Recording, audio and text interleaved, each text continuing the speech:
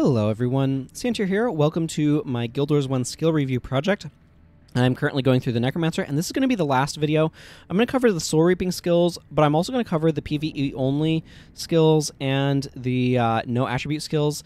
It turns out that there's 2 no attribute skills and not a ton of Soul Reaping skills, so there's just no reason to split them up into 2 separate videos. So I'm going to go ahead and just jump into Soul Reaping now. Remember that Soul Reaping, every point in Soul Reaping gives you an energy when things die. Well, non-spirit things. It used to count spirits, and that was absolutely ridiculous because all of the ritualist spirits would gain you a bunch of energy. But anyway, they threw the non-spirit clause on there because of ritual spirits, and tons of things got non-spirit clauses because of ritual spirits. But anyway, whenever a non-spirit creature near you dies, you gain 1 energy for each point of Soul Reaping, but you can only gain the energy in this way 3 times every 15 seconds. Just a bit of a restriction to kind of put a little bit of a handle on Soul Reaping, which is definitely very powerful. So, Soul Reaping has a few useful skills. Let's just go ahead and go through them.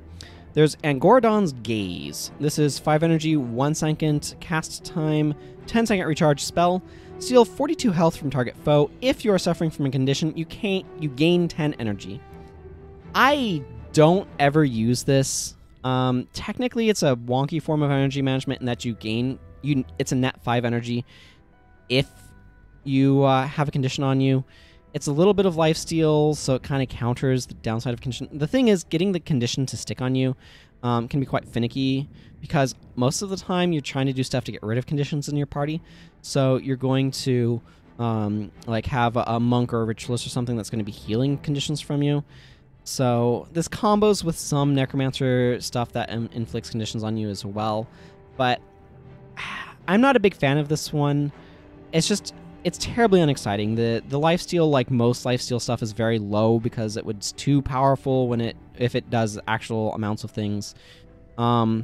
And gaining some energy, like so imagine it for a moment with me. If this was like steal X health from target foe and gain N energy for each condition you are suffering. That becomes interesting, because all of a sudden it's like, oh, I can try to build around this by stacking a bunch of conditions on myself to steal a bunch of health and gain a bunch of energy. Even if it was just like, steal X health from target foe for each condition you're suffering, right?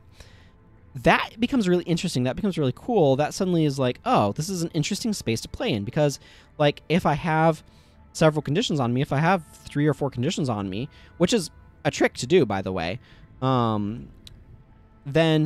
oh, suddenly I can steal a bunch of health from foes. That's really cool. As it is, this is deeply unexciting to me. I am going to give it a 2, because technically it does do stuff, but it doesn't do anything I really care about doing, and that's the real issue here. I don't have a reason to want to use this. The lifesteal is weak, and generally the Necromancer doesn't need the energy.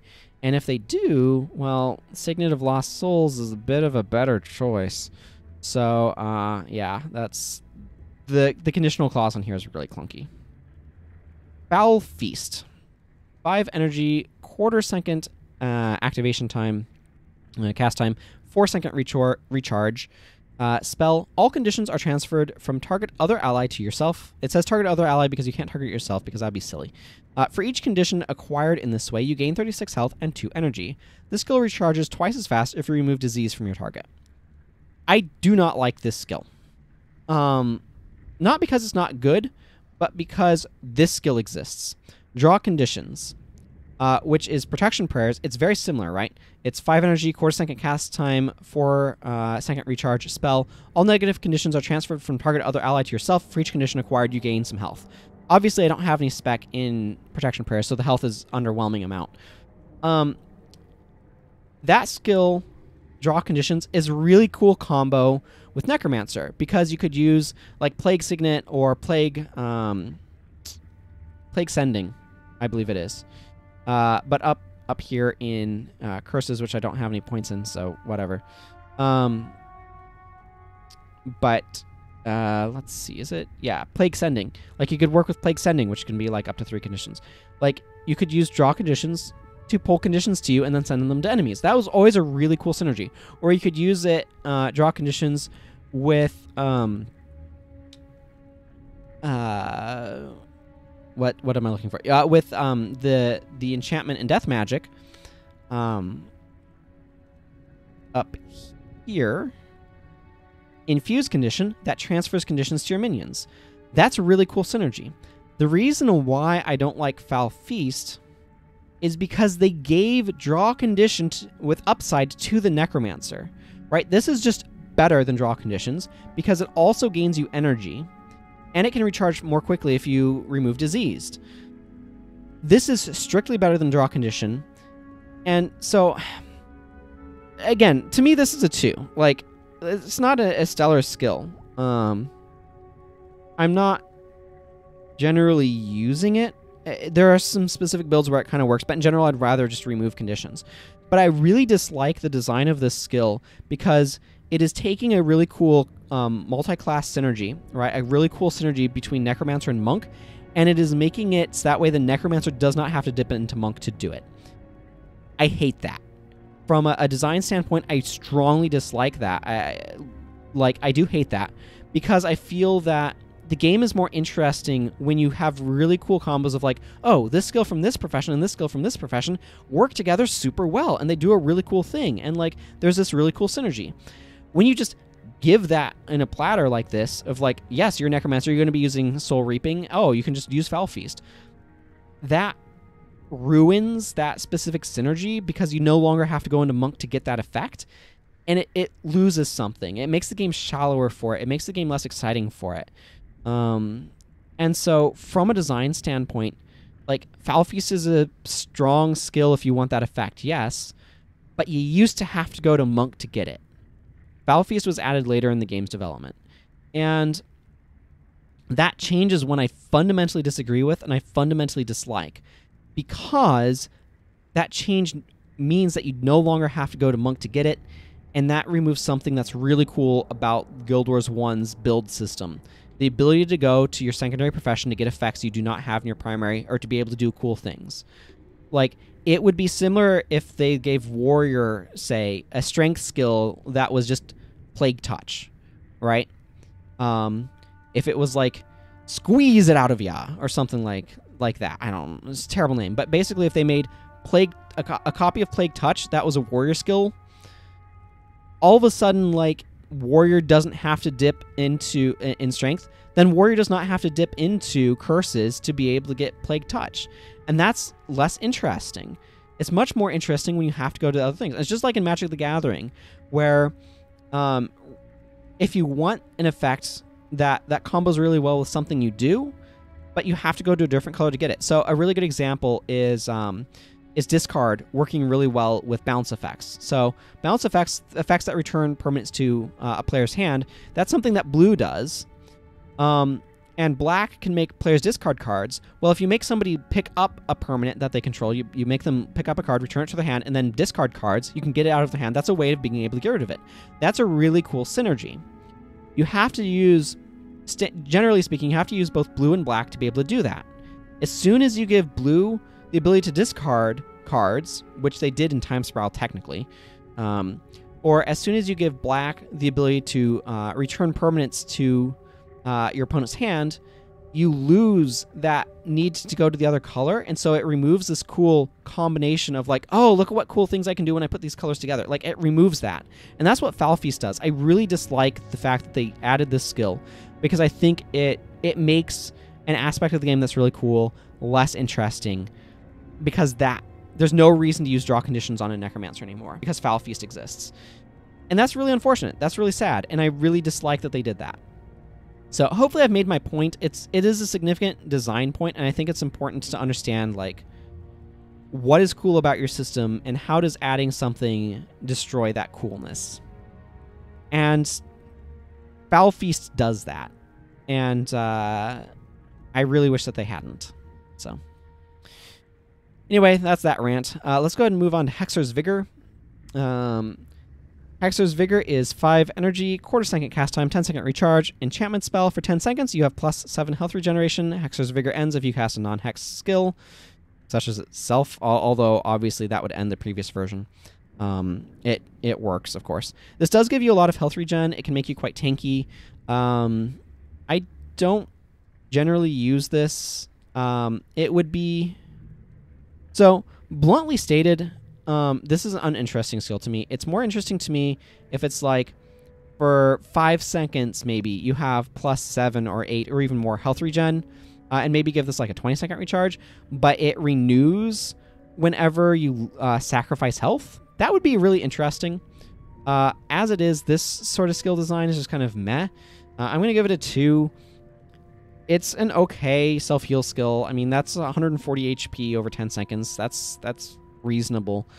You do need to be using hex skills or it's going to end. But like, that's not even too tight because like 10 seconds, okay, that's something you can work with of like not casting non-hex skills for 10 seconds.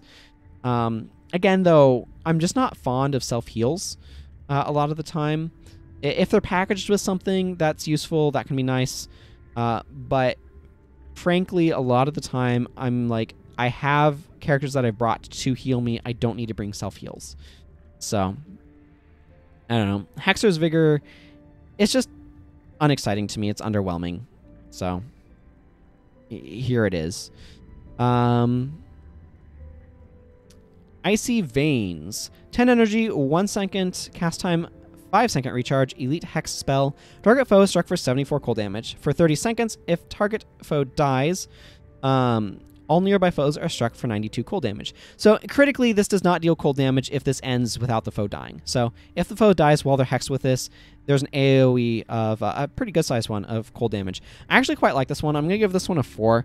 Obviously, it does drop off substantially in later areas. This is kind of like an elite version of a death magic hex, actually.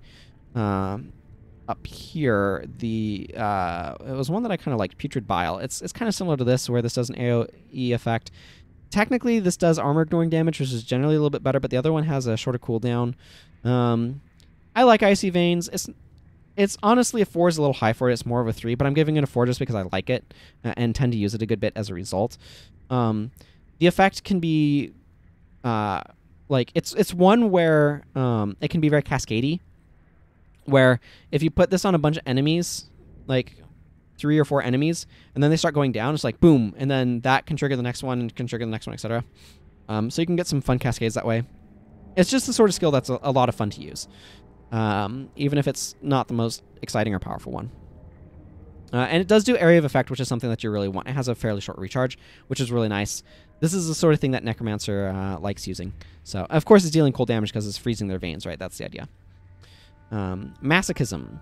5 energy, 1 second cast time, 20-second recharge, enchantment spell. For 34 seconds, you have +2 to your death magic and soul reaping attributes and sacrifice 3% of your maximum health whenever you cast a spell. Fun fact, there's a PvP-only version of this, which is whenever you sacrifice health, you gain some energy. Fun fact. As for... Actually, I'm going to go ahead and throw this on my bar. We'll look at that effect later. Yeah, sure, why not? So I tend to use this one quite a bit with minions because +2 to your death magic means you can have an additional minion. +2 to your soul reaping means you gain more energy. So the effect is quite strong in that regard. I'm going to give this a 4. I basically use it most of the time when I have minions, but I don't really use it when I don't bring minions. The additional +2 matters a lot there, and otherwise it tends to be less exciting. But, you know, look at breakpoints and see if there's any really cool breakpoints that you get when you go up to 18 death magic or 18 soul reaping. It does make some stuff stronger, so it's perfectly reasonable to use. I tend to use it most when I'm doing minions because it makes my minions higher level and it lets me run have an additional minion, so I quite like it in that regard. Perhaps not the most interesting skill design, though. Reaper's Mark. 5 energy, 1 second cast time, 15-second recharge, elite hex spell. For 30 seconds, target foe suffers -4 health regeneration. If that foe dies while hexed with Reaper's Mark, you gain 13 energy. I mean, this is very long-lasting. It's a very long-lasting health regen at 30 seconds. It's an okay amount. I want it to be at least 5, so you probably have to have a good bit of soul reaping to be able to get that. The energy gain from it is nice, I guess, but the thing is, to get a good energy gain stuff from this, you're getting high soul reaping anyway, so it's kind of redundant. And that's really the problem with this skill. It's just a very redundant skill. Like, the health degen is just not quite enough to really be interesting. Like, if I'm wanting health degen, I'm going to want something like Withering, Lingering Curse that is area of effect, right? And it affects multiple enemies, or that's like Life Transfer, that's a much larger value, or Crippling Anguish, which is going to be a much larger value and snare the enemies. That's a Mesmer skill, but the point stands. Like, that's generally what I'm going to be looking at for health degen. Something that's like, one of the best energy management attributes in the game has a little bit more energy management. It's just like, why am I spending my elite on this? So I'm going to give this a 2. It's just underwhelming to me. And I don't particularly have a reason to want to bring it. That's really what it comes down to. Again, part of that's it uses my elite slot. Part of it is I don't need energy management with high soul reaping. So here we are. Cygnet of Lost Souls. This is 1/4 second activation time. 8 second recharge is a Cygnet. There's no other costs. If target foe is below 50% health, you gain 82 health and 8 energy. If I do want energy management, this is what I'm going to bring. I'm not going to use Reaper's Mark, which is suspect energy management at best and mediocre damage. I'm not going to use Angordon's Gaze. Same deal. I'm going to use Cygnet of Lost Souls. As far as energy management for the Necromancer, this is one of the better choices. This is really solid.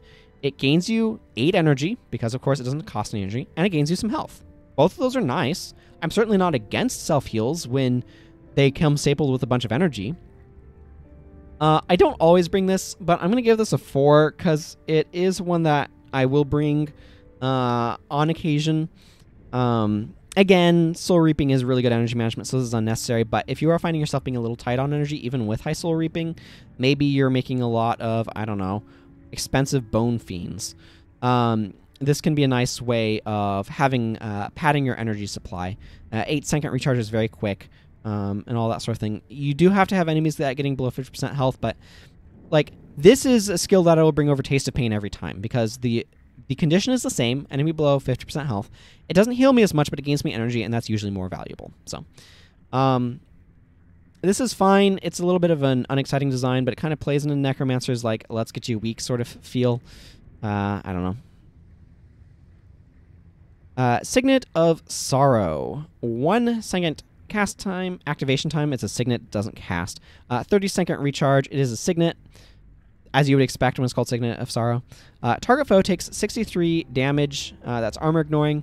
If that foe is near a corpse or has a dead pet, this skill recharges instantly. The dead pet clause is kind of narrow.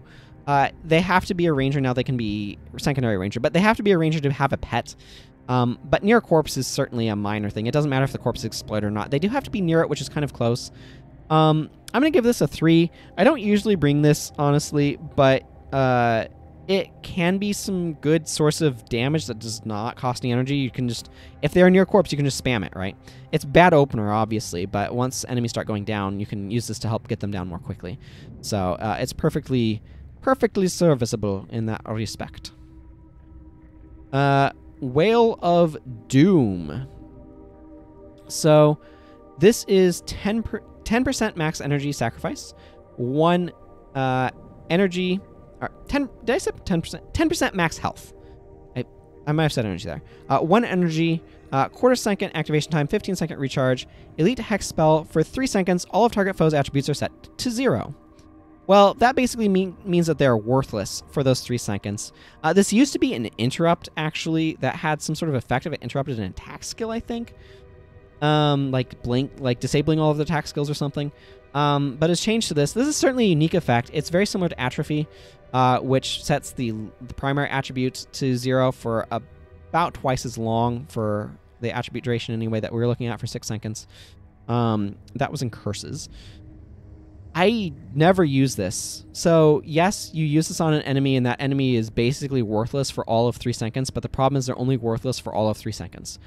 This is really, really, really good in PvP when you are using this to disable a monk and basically say, yeah, you can't actually heal anybody for anything right now, and then proceed to spike somebody else out.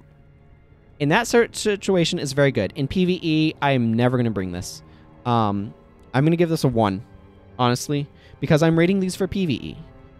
PvP, it's certainly higher than that. It's probably like a 2 or a 3, just because like it's only really useful in a build with a spike. But in a build with a spike, boy howdy, taking out a monk is a really good way, especially if you can find their infuser. We'll talk about infuse health when we get to monks. But if you can take out that, obviously in PvP, that is fantastic. But let's be honest, we're talking about PvE, and I don't need to disable an enemy for only 3 seconds. I can achieve a similar effect through Dazed or Blind for much longer. So yeah, this is not a worthwhile effect for me in those circumstances. I am planning on testing out Rising Bile, so I'm going to switch to a skill that doesn't contrast with that. Okay, so we're going to go ahead and move on to PvE-only skills. So the first one is the Friend of skill. So there's one for Kurzix, one for Luxons, obviously. It's the exact same skill. It's just, yeah, they each have it. I imagine you cannot bring, like, I imagine the game treats it as if it was the same skill. Anyway, it is a Cygnet, Cygnet of Corruption. 1 second activation time, 20-second recharge. Cygnet, target foe and all nearby foes take 30 damage. Okay, I'm unimpressed so far. But for each affected foe suffering from a condition or hex, you gain 2 energy, maximum of 20 energy. So this is an interesting one in that I'm more interested in using this on like a Mesmer or a Monk than I am on using this on a Necromancer. It's a very Necromancer-flavored skill, keep in mind. But Necromancers tend to be pretty good about their energy because of Soul Reaping.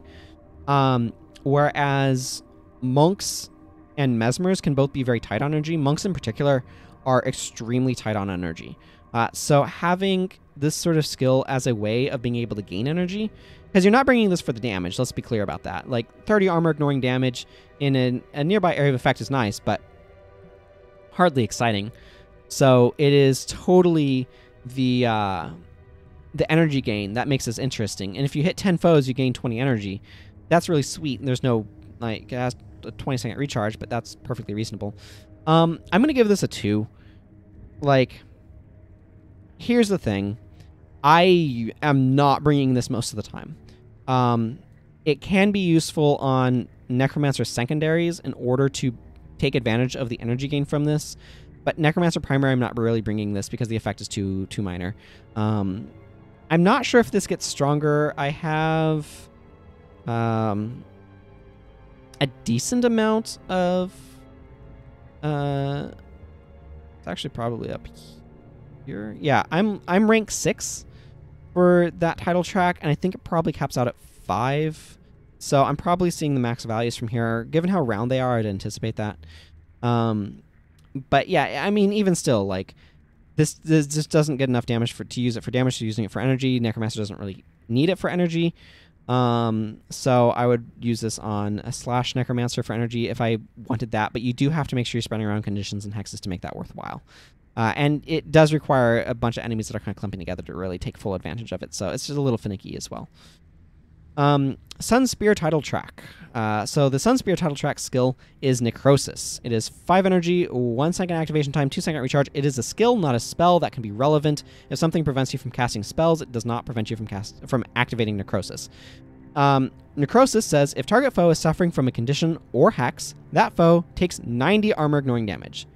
This is a 5. This is super strong. This requires no attribute investment. It does take up one of your 3 PvE-only slots, but it's a ranged skill, spell range. And yes, they do have to have a condition or hex. That's a really easy conditional statement to match. And 90 armor ignoring damage is real good. This is just like blunk and just smacks them real hard on a very low recharge. So this is a phenomenal source of damage. And if I could throw this on heroes, it would be absurd. It's a riff on Discord, which does a bunch of damage if they're suffering from a condition and then are enchanted or hexed. This is easier to use and doesn't take up your elite slot, just takes up one of the 3 PvE-only slots you can use. Very strong, very worthwhile bringing. Absolutely happy to bring it if I am going Necromancer. So, regardless of whether or not it's primary or secondary. So, quite happy to use it. Okay, that brings us to the 2 no attribute skills that Necromancer has. The first one is Gaze of Contempt. This is 10 energy, 2-second cast time, 15-second recharge spell. If target foe has more than 50% health, that foe loses all enchantments. So this obviously is a very thorough enchantment removal, and it's generally going to be most effective when you most care, which is when they're using a bunch of stuff to defend themselves, so they're probably going to have above 50% HP in that circumstance. In that case, this can do a real number. It does have that 15-second recharge, which is really nice. It is 10 energy, and has 2-second cast time, both of which are a little bit higher than I want for enchantment removal. I'm okay with this. I'm going to give this a 3, because I think it's a fine enchantment removal skill. The problem with it is Mirror of Disenchantment having sort of an AoE effect comes up as being useful more often. Basically, going wide on enchantment removal is more useful than going deep on enchantment removal, if that makes sense. So Mirror of Disenchantment to me is kind of like the bar of enchantment removal, and I have to be crossing that for some reason to want to bring something else. So either it's some sort of area where enemies are covering themselves in enchantments and I need to get rid of all of them, which Gaze of Contempt obviously does. So does Rend Enchantment, but this one has a quicker recharge, costs more energy, but has a quicker recharge and doesn't nug you for each monk enchantment remove. But they do have to have above 50% HP, which Rend Enchantment does not. Or, you know, there's some other clause with one of the other ones. So a lot of the time, Mirror of Disenchantment's ability to remove the same enchantment from all partied enemies is just more valuable. There are more times when I think of that being useful, like countering Aegis, for example. It undoes an Aegis. Or if they're spreading... Because the thing is, the AIs, like an AI enemy of a specific type, all uses the same build. So like if I'm going into, I don't know, an area with Margonites, all of the Margonites are using, like, the Margonite Cleric, that is a build. Right, so you don't see like one Margonite Cleric using one build and another Margonite Cleric using another build. They all use the exact same build. All Margonite Clerics do. So that means they're going to be using the same sets of enchantments. So stripping all of those off is more valuable if there's 2 monks in a party, obviously, which typically doesn't happen. But my point being that because you're going to have the same sort of enchantments occurring like that, it's more useful because of that repetition. So in general, I like Mirror of Disenchantment because of that. Okay, final skill, and then we need to go test out Rising Bile. So Grunt's Balance is 10 energy, 1/4-second activation time, 10-second recharge, elite spell. If target foe has more health than you gain half the difference, up to your maximum health, and that foe loses an equal amount. If this foe has less health than you lose half the difference, and that foe gains an equal amount. So that might be a little confusing. Basically what this does is this takes your health and target enemy's health, adds them together, and then evenly distributes them to each of you. So if they have more health than you, then you're going to gain health and they're going to lose health until your healths are equal. And if they have less health than you, then you're going to lose health and they're going to gain health until your health is equal. So you basically only want to use this in the first case where you're stealing health from enemies. This can steal a lot, but keep in mind, this is really finicky, and it specifically caps up to your maximum health. So you cannot take more health from the enemy than you're missing. So, for example, if the enemy had 1,000 health and you have 500, right? Adding those up would be 75.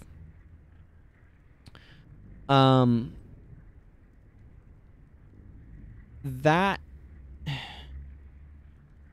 you cannot steal like a bunch of health from them. It's weird. Basically, this doesn't allow you to be able to like dramatically chunk down things with unusually large amounts of HP. That's what that clause is about. I don't really like this skill. It's kind of a weird It's like Pain Split in Pokemon. If you played Pokemon, this is exactly Pain Split, or a rough parallel to it. Adding your HPs together and equally distributing them is an awkward way to damage them and heal yourself. It kinda half sorta works. It's a unique effect, certainly, but I don't like this one. I'm giving this one a 1. I think it's too clunky to use, too weird to use, too hard to use. It's very impractical. Despite being a unique effect, it's not a unique effect that I want to do, so I'm just not going to. Yeah, I don't want it. So anyway, let's go ahead and adjust some of these things back. I prefer grid format because it's a bit more compact, but I want to go test out some skills. So a couple of things. Let's just go ahead and jump to the guild hall first on my way there. So right here, you'll notice this is the PvP version of Masochism, and it gains you energy whenever you sacrifice health. This is a unique effect. There's no way to get that in PvE. I want to quickly comment on this. It's something that might comment on in future videos, but right now is a really good time to talk about it. I don't like this. Like, on the one hand, it's really cool that they're like, oh, here's a version that's okay for PvP, but PvE gets this really cool, potentially super powerful version. But the thing is, when they split them like this is a skill, like, basically, I'd rather them make the skill really bad in one of the formats, in PvP, if it's too powerful for PvP, and, like, give me unique functionality among multiple skills. So they could have literally added a skill that is like soul attunement or something that gives you +2 death, like does the effect that the PvE version of Masochism has.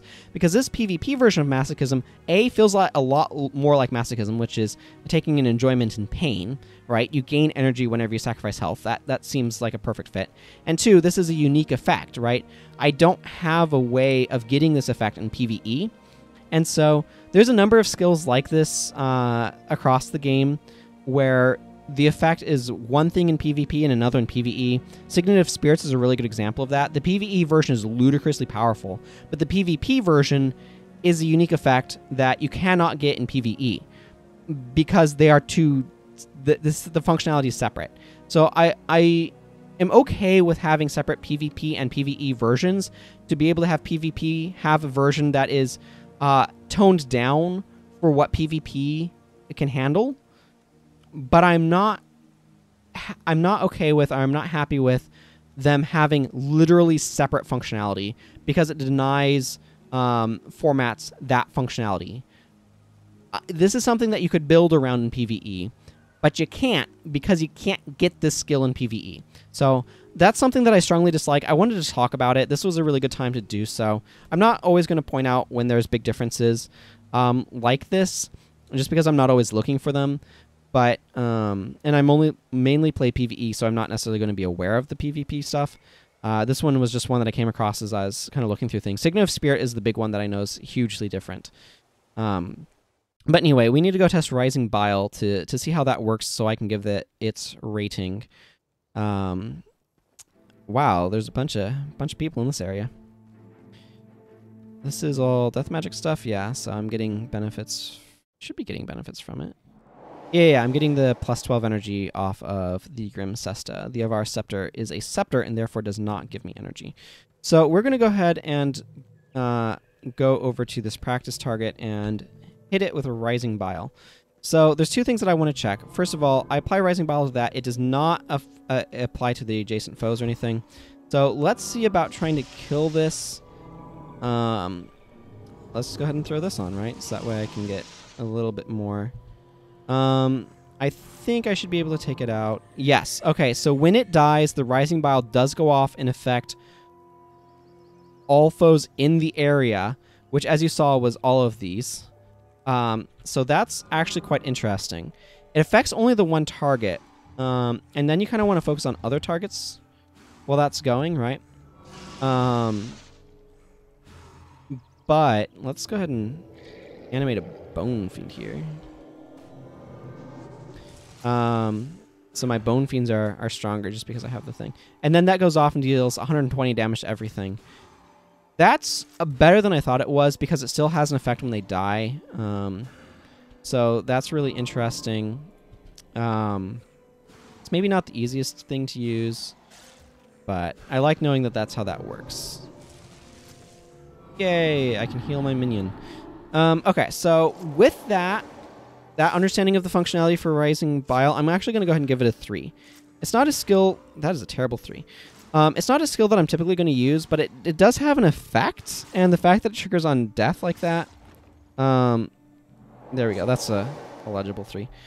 The fact that it triggers on death like that is good enough that I'm actually like... Yeah, I would consider using that skill. So I don't really need to be doing this. I'm going to slowly kill myself by casting things. Okay, so let's go ahead and call this episode here because I've kind of checked everything that I wanted to. I like a lot of what Necromancer is doing, and I do want to take a quick moment before I sign off to comment on the fact that... Actually, let's sign off in the guild hall. To comment on the fact that this game portrays Necromancers as heroes. And I think that's really interesting. A lot of properties are going to portray Necromancers as villains. They're the bad guys.